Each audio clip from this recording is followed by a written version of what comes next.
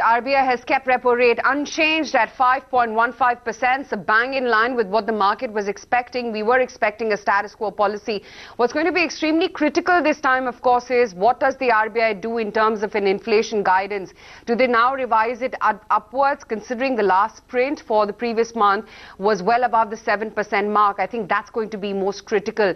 The fact that they've kept the repo rates unchanged, that's at par with market expectations as well. So it's a status quo policy. For the market, which went completely flat into the event, it's been a quiet day with a positive bias.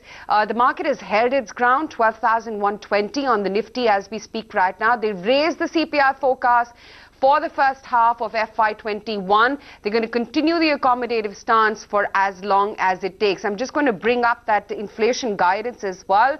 They've raised the CPI forecast for the first half of FY21 to 5 to 5.4%. Again, much of the market was anticipating that the inflation guidance is going to be raised. I know one of our speakers was making the point that some of the commodity prices have cooled off, but the RBI has managed to raise its CPI forecast and kept the policy unchanged.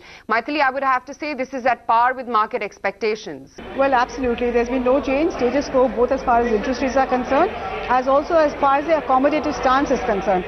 What is surprising is that GDP estimate for this year, that the current fiscal, has been retained at 5%, even though after the new revised estimates came out from CSO, technically speaking, it should have gone up to 5% for this fiscal.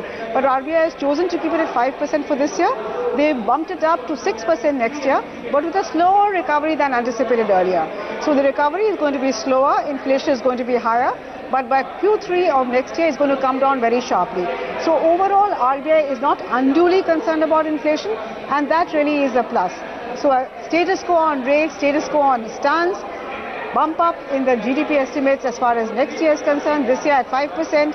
There is a revised liquidity framework, the implications of which will be a little, I would say, difficult for the market to understand immediately. We'll have to see how that works out. And as far as the incremental, there's some swaps given to automobile, MSMEs and real estate, but it's a very marginal, very technical swap. I think RBI could have been a little bit more generous on that score. As far as FPI flows, foreign portfolio flows are concerned, the numbers are very, very generous for this fiscal year.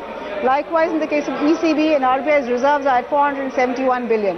So overall, RBI doesn't seem unduly concerned, but on the global economy front, there still are some concerns.